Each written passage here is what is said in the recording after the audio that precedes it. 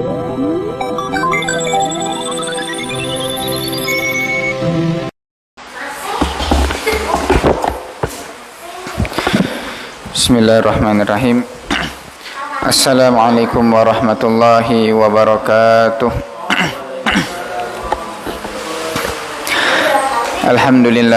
Alhamdulillahi rabbil alamin. Wa bihi nasta'inu ala umuri dunya waddin.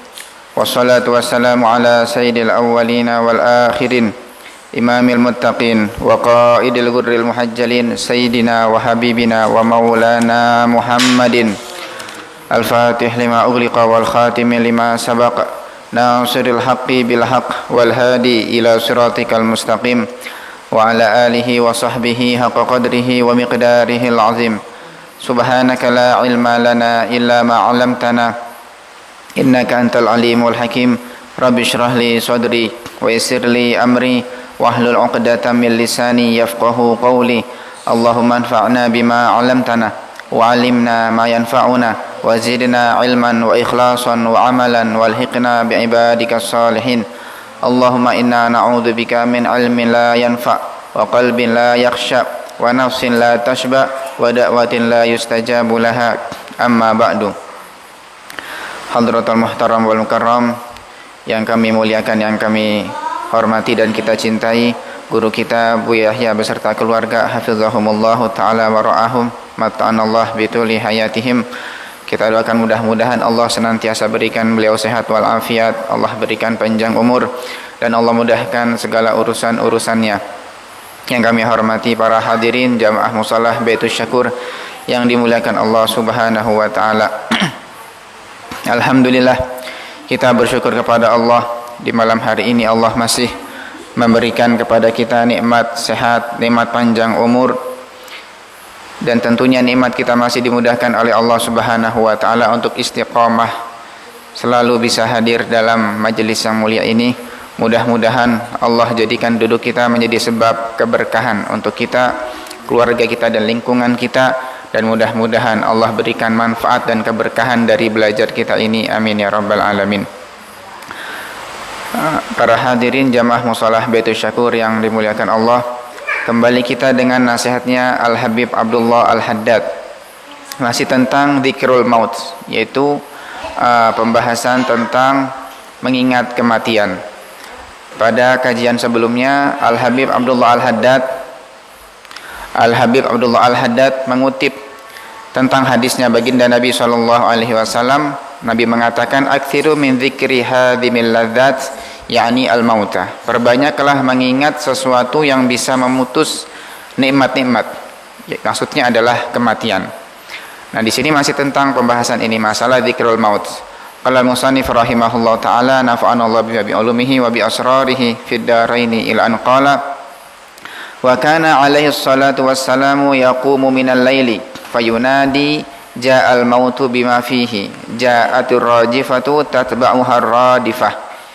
Baginda Nabi SAW diriwayatkan beliau setiap bangun malam di sepertiga malam terakhir, beliau menyeru dalam panjatan doa beliau mengatakan, ja'al mautu bima fihi, datang kematian dengan semua yang ada di dalamnya, berupa sakitnya sakaratul maut, berupa sakitnya ketika naza, dan juga apa yang nanti akan terjadi setelah kematian di alam barzakh, di mahsyar, dan seterusnya. Ini munajatnya Nabi SAW. Tadarruknya beliau seperti itu. Padahal beliau adalah seorang manusia yang sudah dijamin pasti surganya, tapi masih bangun malam. Ya, masih bangun malam, dan setiap bangun malam beliau selalu menyeru, ja'al mautu bima fihi, datang kematian dan semua yang ada di dalamnya. Jadi Nabi pun masih memperbanyak mengingat kematian. Padahal Nabi jelas matinya pasti husnul khatimah, pasti beliau bakal selamat, sudah dijamin keselamatannya. Tapi walaupun demikian, beliau masih senantiasa memperbanyak kematian. Nah, padahal kita yang paling pantas demikian. Ya kan, ja'al mautu bima fihi ja'atir rajifatu tatba'uha radifah. Datang ar-rajifah, yaitu tiupan sangkakala malaikat Israfil, yaitu tiupan yang pertama hancurnya alam semesta beserta isinya. Tatba'uha radifah, dan diikuti dengan tiupan yang kedua, yaitu ketika tiupan kedua semua manusia, semua makhluk bangkit kembali di mahsyar.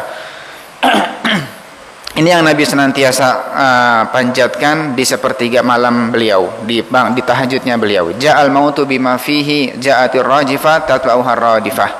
Ya, kitalah yang pantas demikian. Kitalah yang banyak dosa yang senantiasa harusnya memperbanyak mengingat mati. Al-haditha. Kemudian walamma su'ila salawatullahi alaihi anil akyasi minan nasi manhum.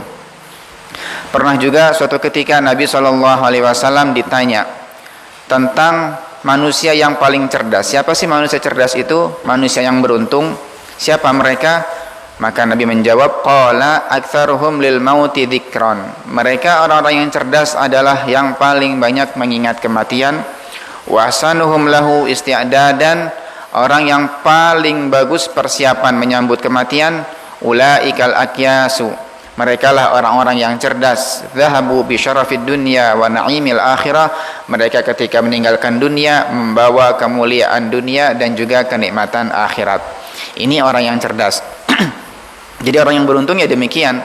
Orang yang ketika meninggal dunia nggak punya beban, baik urusan dengan Allah ataupun urusan dengan sesama manusia. Ini juga pesan yang pernah disampaikan oleh Abuya Al-Habib Hasan bin Ahmad Baharun. Beliau pernah berpesan kepada putra-putranya, tahukah kalian siapa sih orang yang cerdas itu? Orang cerdas itu bukan orang yang sukses urusan dunianya, bukan yang paling sukses usahanya, yang punya titel hebat, yang punya pangkat tinggi, tidak. Tapi kata beliau, orang sukses itu orang yang ketika meninggal dunia terlepas dari semua beban urusan dengan manusia, nggak punya salah, nggak punya dendam dan seterusnya, dan juga nggak punya beban antara dia dengan Allah Ta'ala. Jadi nggak pernah meninggalkan kewajiban, dosanya sudah diampuni. Ini orang beruntung. Jadi ketika masuk alam barzakh, dia hanya membawa amal solehnya. Nah, ini yang harus kita upayakan juga. Ya, jadi kata Nabi, orang cerdas itu orang yang paling banyak mengingat kematian dan paling mantap persiapannya. Ulaikal akyasu, mereka lah orang-orang yang bahagia. Zahabu bi syarafid dunya wa na'imil akhirah. Mereka membawa kemuliaan dunia dan juga kenikmatan akhirat. Kemudian qultu, kata Imam Haddad mengomentari tentang bab ini, masalah mengingat kematian, walaysa dzikrul mautin nafi'u wa an yaqula al-insanu bilisanihi al-mauta faqat.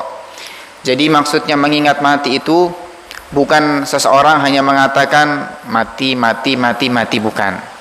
Jadi apa sih maksud mengingat mati? Mengingat mati itu bukan kalimat mati, kalimat maut dijadikan wirid, jadikan zikir, bukan.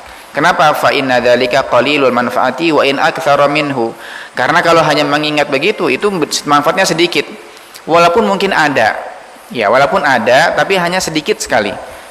Ya, lalu bagaimana maksudnya mengingat kematian? Maksudnya mengingat kematian adalah balabudda ma'adzalika min tafakkuril qalbi wa istihdarihi inda dzikril mauti bil lisani. Tetapi maksudnya mengingat mati itu hatinya dia bertafakkur. Dia merenung dan menghadirkan dalam hatinya benar-benar apa yang dia renungkan, kaifa yakunu haluhu indal maut, bagaimana keadaan dia ketika mati. Wa ahwalihi wa sakaratihi, bagaimana keadaannya ketika gentingnya sakaratul maut, ketika pedihnya sakaratul maut yang Nabi gambarkan sangat pedih, sangat perih sekali, ibarat seseorang yang dihujam bertubi-tubi dengan pedang di lehernya. Jadi ngeri, sakit sekali sakaratul maut. Yang merasakan adalah yang ketika nanti merasakan naza sakaratul maut. Wa muayyanati umurul akhirah, dan bagaimana nanti ketika menyaksikan tentang urusan di akhirat berupa alam barzakh, nanti marhalah berikutnya di mahsyar, seterusnya. Itu maknanya mengingat mati. Jadi bukan hanya dijadikan mati, zikiran mati enggak, tapi betul-betul merasakan dalam dirinya. Ada tafakkur, ada perenungan tentang kematian, keadaan ketika mati, sakitnya bagaimana, kemudian ketika di barzakh, sampai nanti ketika dibangkitkan di alam mahsyar.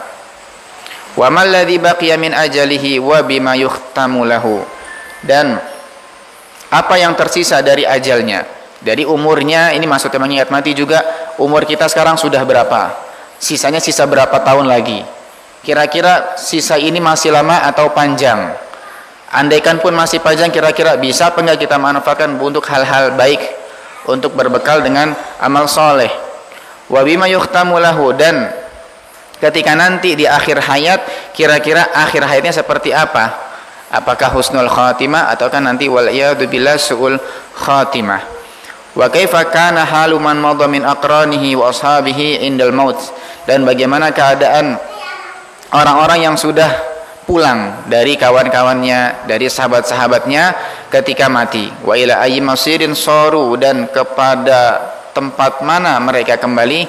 Washbahi dzalika, dan lain sebagainya, minal afkari wal adhkari nafi'ati lil qalbi, berupa perenungan-perenungan yang bermanfaat untuk hati, wal mu'athirati fihi, dan yang bisa punya makna. Inilah makna mengingat mati. Jadi Imam Haddad menjelaskan bahwasanya makna orang mengingat kematian itu tadi adalah sebuah tafakkur di dalam hatinya, bagaimana ketika nanti ajal menjemput dia. Tentunya kita semua berharap semoga dapat husnul khatimah. Jadi ketika meninggal dunia dalam keadaan kita baik, dalam keadaan kita sholat, dalam keadaan kita beramal soleh, dalam keadaan kita sudah diampuni dosanya oleh Allah Subhanahu wa Ta'ala. Tapi kan ternyata nggak ada yang tahu kapan ajal kita datang dan bagaimana keadaan ketika ajal menjemput kita. Nah, disinilah hikmahnya Allah Ta'ala rahasiakan tentang urusan mati. Coba andaikan mati ini dibuka, dibeberkan kepada semua manusia, waktunya, keadaannya, orang ada yang beramal jadinya. Andaikan si fulan, kamu matinya nanti mungkin setahun lagi, wah nyantai berarti selama setahun beberapa bulan saya masih bebas dong, kan matinya nanti. Toh nanti sebelum mati saya bisa taubat. Ini kalau andaikan dibeberkan ya sudah habis semuanya. Ya, jadi nggak ada yang beramal. Makanya dirahasiakan. Setiap orang nggak ada yang tahu kapan ajalnya datang dan bagaimana ketika ajal menjemputnya. Ya. Nah, di antara samarahnya, di antara buahnya dzikrul maut, buahnya mengingat mati adalah tadi. Jadi seseorang akan bergegas betul-betul melakukan amal soleh. Ini diantara samarahnya. Ya, dikatakan dalam Ihya-nya Imam Ghazali rahimahullah, beliau mengatakan segala sesuatu yang menjadi sebab keruhnya kenikmatan itulah min asbabin najah. Itulah di antara sebab-sebab keselamatan. Jadi kullu ma yukaddirul ladzat wasyahawat huwa min asbabin najah. Sesuatu yang menjadi sebab enggak enak itulah sebenarnya keselamatan. Jadi orang di alam dunia kan ini kan sementara. Kenapa kok Nabi SAW betul-betul para ulama sangat menekankan untuk mengingat mati. Jangan sampai kita lalai dari namanya mengingat kematian. Jadi urusan tafakur bukan hanya urusan ibadah kita, urusan bagaimana muamalah kita dengan sesama, tapi juga di antara tafakur yang dianjurkan adalah tadi mengingat kematian itu. Lah kenapa kok sampai ditekankan demikian? Orang harus betul-betul mengingat kematian. Karena kan mati berarti menjadi jembatannya antara alam dunia dengan alam akhirat. Sedangkan alam dunia tempatnya amal, darul amal. Nanti kalau sudah di alam akhirat, masuk barzah sampai mahsyar itu kan darul jaza. Nah, terpisah kita dengan namanya kematian. Berarti ketika sudah di alam barzah, ketika sudah di mahsyar, sudah ada lagi namanya amal. Yang tadinya sholat sudah nggak bisa lagi melaksanakan sholat. Yang tadinya sedekah sudah nggak sedekah lagi. Tinggal balasannya saja. Nah, makanya mumpung masih di alam dunia, inilah tempatnya kita untuk beramal. Ya, dan urusan dunia kan semuanya sudah Allah jamin. Ya kan sudah ditentukan, urusan itu sudah Allah atur semuanya. Rezeki sudah diatur, jatahnya berapa, untuk hal apa. Kemudian urusan bisnis sudah diatur alurnya oleh Allah Ta'ala. Urusan hajat sudah diatur oleh Allah. Semuanya, jodoh sampai seterusnya, semuanya sudah ada ketentuan-ketentuannya. Itu urusan dunia. Makanya kita kan diminta dalam urusan dunia kita ikhtiar, mengambil asbab, kemudian pasrah kepada Allah Ta'ala. Jadi nggak ngandalkan dengan usaha kita kan. Kita berusaha, bisnis, harus usaha, jangan hanya berpangku tangan. Tapi selebihnya kembalikan semuanya kepada Allah. Itu urusan dunia. Tapi apakah demikian urusan akhirat? Ya enggak. Nggak ada istilahnya tawakal urusan akhirat. Sudahlah saya tawakal. Nanti terserah ketika di sana bagaimana, surga atau neraka, biarinlah. Nah, salah begitu. Jadi tawakal hanya di dunia. Kita ikhtiar, selebihnya pasrahkan semuanya kepada Allah. Kenapa kita pasrah? Ya karena semua sudah diatur oleh Allah Ta'ala. Jadi mungkin orang yang berusaha mati-matian, jatuh bangun, banting tulang, kata Allah rezekinya nggak dapat, ya nggak dapat dia. Atau sebaliknya, orang yang santai-santai, kata Allah dapat rezeki dia. Itu kan urusan dunia. Beda dengan urusan akhirat. Tempat kita nanti di sana, surga atau neraka, ya tergantung bagaimana amal kita saat ini. Yang menentukan nanti derajat kita di surga, mau dapat tempat yang rendah, ekonomi atau kelas VIP bersama Nabi, ya tergantung amal kita sekarang di dunia. Nanti bagaimana keadaan kita ketika di barzakh, kuburnya insya Allah dijadikan raudhah min riyadil jannah, atau na'udzubillah termasuk hufrah min hufarin nar, yaitu tergantung bagaimana amal kita di dunia. Ya, jadi kan kalau urusan dunia ini sudah diatur oleh Allah, tinggal kita pasrah sepenuhnya, Allah yang ngatur, Allah kembalikan kepadanya. Tapi jangan demikian urusan akhirat, jangan pasrah, harus berupaya semaksimal mungkin, beramal, ngumpulin bekal. Inilah yang menentukan nanti bagaimana nasib kita ketika di akhirat. Ya, walaupun memang benar bahwasanya seseorang masuk surga bukan karena amal, tapi karena rahmatnya Allah Subhanahu wa Ta'ala. Jadi amal kita sebanyak apapun nggak akan menjadi sebab masuk ke dalam surga. Apa yang jadi sebab? Ya rahmatnya Allah. Tapi kita beramal, ya tadi kita beramal untuk mendapatkan rahmatnya Allah Ta'ala. Jadi kita beramal supaya Allah ridho sama kita, Allah rahmati kita. Nah, dengan ridho tadi, rahmat tadi, kita bisa masuk ke dalam surganya Allah. Ya kan, makanya kenapa kok betul-betul dihimbau oleh Nabi, oleh para ulama tentang dzikrul maut, ya karena ini kita sekarang lagi ngumpulin amal. Nasib kita nanti ketika di sana ya tergantung bagaimana amal kita sekarang ketika di dunia. Dan itu semua ditentukan ketika mati. Kalau sudah meninggal, sudah, itu sudah finish, sudah akhir. Pemisah antara alam dunia dengan alam akhirat. Baik, ya. Jadi dan orang kalau sudah mengingat mati kan terputus angan-angan dunianya, niat buat maksiat nggak ada lagi, niat pengen zalim sama orang nggak ada lagi dia.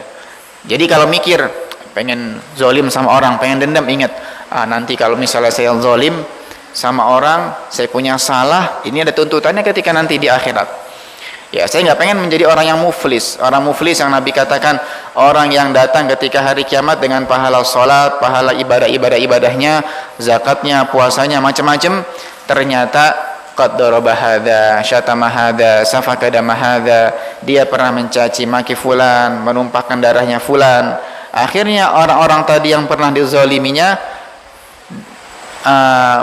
mengambil pahala dia. Jadi pahala dia yang dia kumpulkan, dia berikan kepada orang tersebut, orang-orang itu, mereka yang pernah dulu dizalimi. Kalau ternyata amal dirinya sudah habis, ternyata yang ngantri, yang nuntut masih banyak, dosa mereka diberikan kepada dirinya. Ini orang yang sangat rugi. Dia masuk neraka bukan karena maksiatnya, bukan karena zinanya, tapi karena sifat dia nggak pernah baik ke orang lain. Rugi kan dia. Amal banyak tapi tempatnya bukan di surga, malah di neraka. Ya tadi nggak bisa menjaga adab, ya hubungan dia, muasyarahnya, muamalah dengan sesama manusia. Ya kan, makanya orang yang sukses, kata Abu Hasan, ya orang yang sukses bukan hanya orang yang banyak ibadahnya banyak, orang yang antara dengan Allah bagus hubungan dia, juga bagus dengan sesama manusia. Ya kan, jadi supaya semuanya nggak sia-sia. Baik, kemudian mana tadi? Qultu walaysa wa qala ba'du salaf, kemudian sebagian ulama salaf mengatakan, unzur kulla syai'in tuhibbu an ya'tiyakal mautu wa anta 'alaihi falzamhu wa kulla syai'in takrahu an ya'tiyakal mautu wa anta 'alaihi fajtanibhu. Ya, tadi kan dikatakan bahwasanya keadaan kita ketika nanti meninggal nggak ada yang tahu apakah husnul khatimah, insyaallah husnul khatimah semuanya, ataukah waliyadzubillah su'ul khatimah. Ini yang enggak kita inginkan. Para ulama ngajarkan, para ulama salaf ngajarkan bagaimana caranya agar kita bisa mendapatkan husnul khatimah. Di antara asbabnya, kata mereka, lihatlah, unzur kulla syai'in, lihatlah segala sesuatu, segala amal, tuhibbu an ya'tiyakal mautu, yang kamu senang nanti ajalmu datang dalam keadaan kamu melakukan amal itu, falzamhu, maka rutinilah, lazimilah, istiqomahkan dalam amal tersebut. Jadi Kira-kira kita pengen nggak kalau nanti ketika meninggal dunia dalam keadaan kita sholat? Oh, ini adalah cita-cita sangat tinggi. Kita semua ingin hal tersebut. Ketika mati dalam keadaan sujud kepada Allah, ketika mati dalam keadaan baca Quran, membaca kalimat thayyibah la ilaha illallah. Ini kan kita pengen demikian. Kata para ulama salaf, kalau kita pengen mati keadaan yang demikian, maka amal itu dirutini, diistiqomahkan. Jadi beramalnya jangan setengah-setengah, jangan hanya angin-anginan, tapi amal apa yang kita inginkan itu nanti bakal menjadi akhir hayat kita, rutinilah, lazimilah. Sebaliknya, wa kulla syai'in takrahu an ya'tiyakal mautu wa anta alaihi fajtanibhu. Sebaliknya, segala sesuatu yang kamu nggak pengen itu menjadi akhir hayatmu, jauhilah, jangan dilakukan. Naudzubillah, orang ketika meninggal dunia dalam keadaan dia berzina, dalam keadaan dia durhaka sama orang tuanya, belum bertaubat, dalam keadaan dia masih punya salah. Ini adalah hal-hal yang nggak kita inginkan. Akhir-akhir yang disebut namanya suul khatimah, akhir buruk. Ya habis semua ibadahnya kan. Jadi ibadahnya dari awal, masya Allah ibadahnya banyak, amal. Ternyata di akhir hayatnya suul khatimah. Ya maka semua amalnya sia-sia. Sebaliknya yang tadinya banyak dosa, banyak salah, banyak dosa, ternyata ketika di akhir hayat dia husnul khatimah, maka semua dosanya gugur. Selamat dia ini. Jadi kalau pengen dapat husnul khatimah, mati dalam keadaan baik, ya amalnya itu yang kita rutini. Lakukan dengan istiqamah. Fata'ammal, kata beliau, maka coba renungilah, rahimakallah, semoga Allah merahmatimu, hadhil maqalata, ucapan ini. Fa innaha 'azimatun naf'i liman 'amila biha. Maka sesungguhnya ucapan tersebut adalah sangat besar manfaatnya bagi orang yang mengamalkannya. Wallahul muwaffiqu wal mu'in la rabba ghairuhu. Jadi memang kalau kita baca nasihat begini kan mudah kayaknya. Wah, gampang itu. Ini mudah didengar, mudah dicerna, mudah difahami, dihafal pun bisa. Ya, tapi yang susah adalah tadi mengamalkan. Ya, karena kan kaitannya dengan hawa nafsu. Ya, memang mudah sih kalau kita hanya mengucapkan dengan lisan, wah insya Allah saya bisalah mengingat kematian, insya Allah saya bisalah nanti sepertiga malam saya pengen bangun untuk ingat kematian, bertafakkur. Ini kayaknya mudah. Tapi kalau kita giliran pengen melakukan kayaknya kok berat sekali. Ya kan? Ya, karena bertentangan dengan hawa nafsu kita. Maka semakin banyak, sering-sering kita mengingat urusan kematian, maka semakin bisa kita mengekang hawa nafsu. Tapi sebaliknya, semakin dikit zikir kita tentang urusan kematian, maka na'udzubillah nanti semakin dikuasai dengan hawa nafsunya. Selesai masalah fadilah mengingat kematian. Ya, jadi sangat dianjurkan ya kita memperbanyak namanya dzikrul maut. Karena nanti dari situlah akan berbuah thamarahnya orang bergegas berbuat amal baik. Kan dia mikir, ajal saya ini nggak lama. Ya saya nggak tahu, mungkin bisa besok, mungkin bisa minggu depan. Ya tapi semoga semua panjang umur. Ya karena kan kalau semakin panjang umur semakin punya kesempatan untuk berbuat amal baik, semakin punya kesempatan untuk taubat. Tapi kalau kita hadirkan masalah dzikrul maut, andaikan ajal saya datang besok, kira-kira bagaimana? Saya nggak pengen sia-sia, saya nggak pengen akhirnya adalah akhir yang buruk.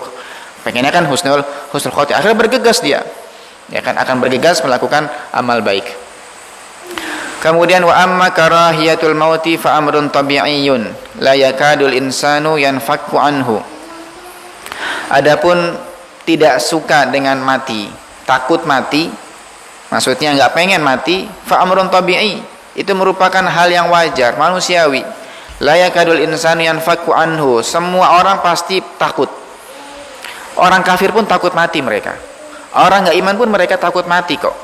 Kalau andaikan dikatakan kamu besok mati, takut dia. Masa sih? Akhir mencari sebab bagaimana sekiranya dia besok nggak mati. Ini amrun tabi'i. Ya kayak ceritanya Nabi Allah Sulaiman yang ada di antara umatnya beliau dalam sebuah acara jamuan, ternyata ngadu kepada Nabi Sulaiman, wahai Nabi, itu kok ada seseorang yang merhatiin saya dari tadi terus. Ini ngapain dia? Kata Nabi Sulaiman, itu mungkin malaikat pencabut nyawa, malaikat Israel yang sedang menantimu. Masa iya? Iya, itu malaikat Israel. Kalau gitu tolong bawa aku ke tempat yang jauh sekiranya nggak ketemu dengan orang tersebut, dengan malaikat ini. Akhirnya subhanallah, Nabi Allah Sulaiman memerintahkan angin untuk membawa dia pergi dari tempat tersebut supaya nggak ketemu dengan malaikat Israel. Dibawa ke tempat yang jauh, subhanallah, ketika tiba di sana ketemu juga dengan malaikat Israel. Ketemu, kemudian nyawanya dicabut. Setelah mencabut nyawanya, beliau malaikat Israel datang ke Nabi Allah Sulaiman, kemudian tanya, Nabi Sulaiman nanya kepada beliau, wahai malaikat Israel, tadi kamu tuh ngeliatin memperhatikan dia terus, memangnya ajalnya bagaimana? Iya, dia ini ajalnya matinya bukan di tempatmu ini, tapi di tempat sana. Jadi aku tuh heran, kok dia ada di sini padahal bentar lagi ajalnya tiba, tapi kok tempatnya bukan sesuai dengan ketentuannya. Subhanallah, kamu malah membawa ke sana, kamu membawa dia ke tempat yang sudah ditentukan dia mati di sana. Jadi orang tersebut niatnya pengen lari dari kematian, sebenarnya dia malah nyamperin kematian sesungguhnya. Niatnya pengen lari, ternyata malah nyamperin sendiri. Jadi itu urusan mati semuanya takut, khawatir kita, ya. La yakadul insan yanfaku anhu. Wadzalika, kenapa sih takut mati menjadi hal yang wajar, manusiawi? Wadzalika li'annal mauta mu'limun fi nafsihi, karena mati itu sangat menyakitkan dalam sisi apa? Dari sisi sakitnya sudah sangat jelas bagaimana sakitnya sakaratul maut ketika naza. Kalau mati sudah kita berpisah dengan kerabat, berpisah dengan orang-orang yang kita cintai. Wa mufarriqun bainal insani wa baina mahbubatihi, kematian memisahkan antara seseorang dengan orang-orang yang dia cintainya. Wa ma'lufatihi min dunyahu, dan sesuatu yang dia cintai dari dunianya. Walamma qala Rasulullah sallallahu alaihi wasallam, dan tatkala Nabi sallallahu alaihi wasallam bersabda, man ahabba liqa'allahi ahabballahu liqa'ahu. Dalam sabda Nabi mengatakan, barang siapa yang senang bertemu dengan Allah, Allah pun senang bertemu dengannya. Man ahabba liqa'allah ahabballahu liqa'ahu. Barang siapa yang senang bertemu dengan Allah, Allah pun akan senang bertemu dengannya.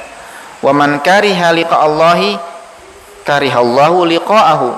Barang siapa yang enggak suka bertemu dengan Allah, Allah pun enggak suka bertemu dengan dia. Kalau golongan orang mukmin, hamba-hamba yang beriman, orang-orang soleh, mereka senang bertemu Allah, Allah pun rindu bertemu dengan mereka. Orang kafir, orang munafik, mereka enggak suka mati, mereka enggak suka bertemu dengan Allah, Allah pun enggak suka menemui mereka. Jadi apa sih maksud hadis ini? Kemudian qalat lahu sayyidatuna Aisyah radhiyallahu anha, Sayyidah Aisyah pun tanya kepada Nabi tentang hal tersebut. Ya Nabi, ya Rasul, apa maksud dari ucapanmu tadi? Barang siapa yang suka bertemu dengan Allah, Allah pun suka bertemu dengannya.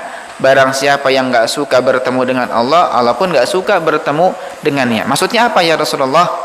Kata Sayyidah Aisyah, ya Rasulullah, kuluna nakrahul maut, kita semua enggak suka mati ya Rasulullah. Faqala alaihi salatu wassalam, maka Nabi mengatakan, innal mu'mina idza hadarahul mautu busyira bi rahmatillah.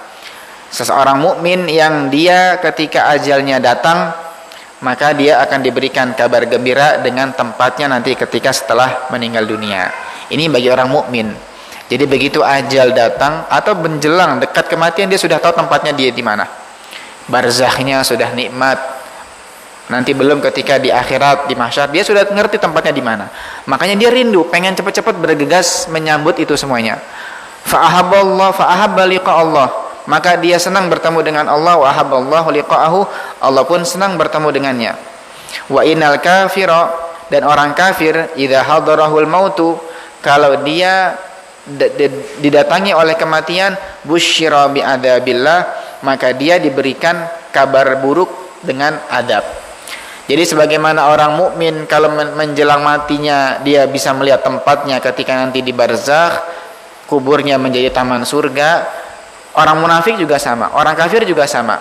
Begitu ajalnya mendekatinya, dia akan dibukakan tempatnya dia bagaimana ketika nanti di barzakh. Ya, sudah menjadi lubangnya api neraka, belum lagi nanti ketika di akhirat. Fakariha liqa Allah, wa karihallahu liqa'ahu, maka dia tentunya nggak suka bertemu dengan Allah, Allah pun nggak suka bertemu dengannya. Jadi maksudnya Allah nggak suka bertemu dengan maksudnya Allah nggak akan menemui mereka. Ini diantara tambahan siksa buat orang kafir. Jadi sudah dia disiksa oleh Allah di neraka, mereka pun nggak bisa memandang zatnya Allah Subhanahu wa ta'ala. Tapi kalau kita insyaallah min ahlil jannah semuanya, termasuk ahli surga, para ahli surga sudah mereka dikasih nikmat oleh Allah Ta'ala dan mereka bisa memandang zatnya Allah Subhanahu wa ta'ala. Lilladzina ahsanul husna wa ziyadah.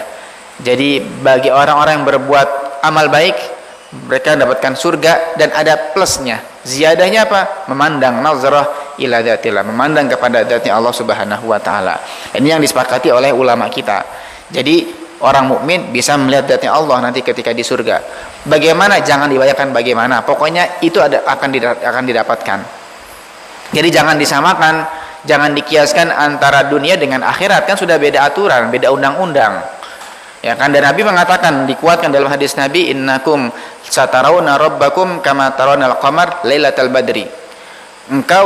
Kalian akan melihat zatnya Allah ketika nanti di yaumil qiyamah sebagaimana melihat rembulan ketika malam purnama. Begitu jelas, nggak akan berdesak-desakan.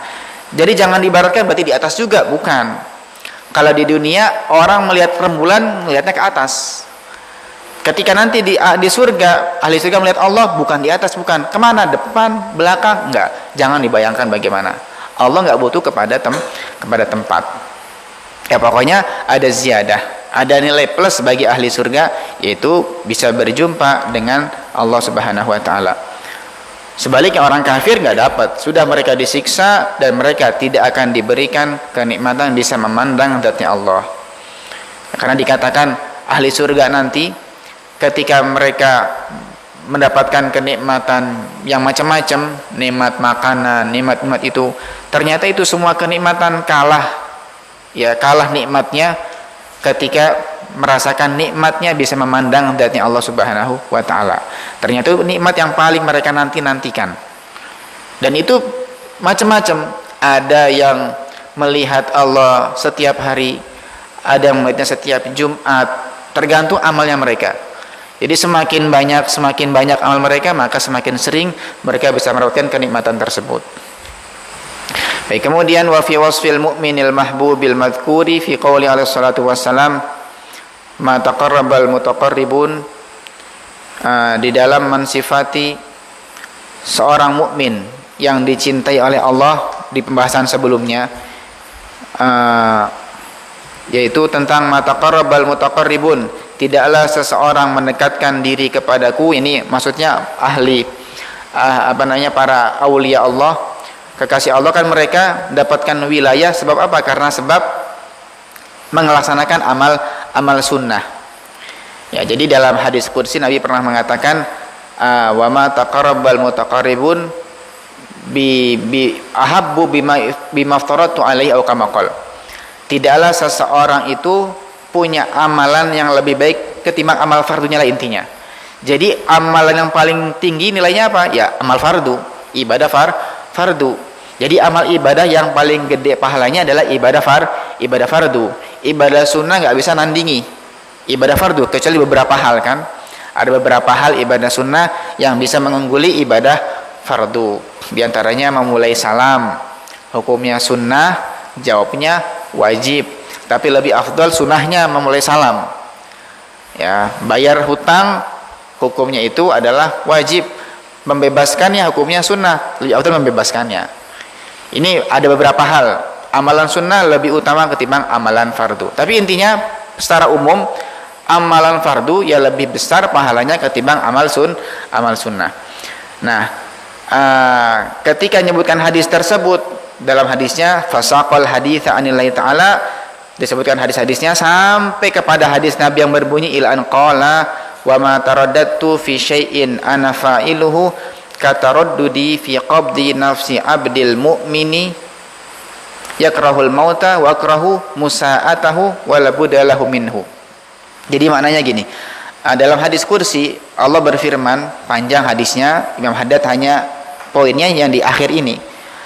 Ma taraddatu fi syai'in ana fa'ilu, kata Allah, tidaklah aku ragu melakukan sesuatu. Masa Allah ragu? Kan nggak mungkin Allah ragu. Allah kalau sudah menentukan ya bakal terjadi. Maksudnya ini sangat ibaratnya gini, kita kalau ada sesuatu yang menjadi hal berat buat kita, itu berarti hal yang sangat kalau kita ragu kepada seperti itu hal yang sangat berat. Kayak misalnya begini. Kayak misalnya adzan Ustaz. Ada dulu aja.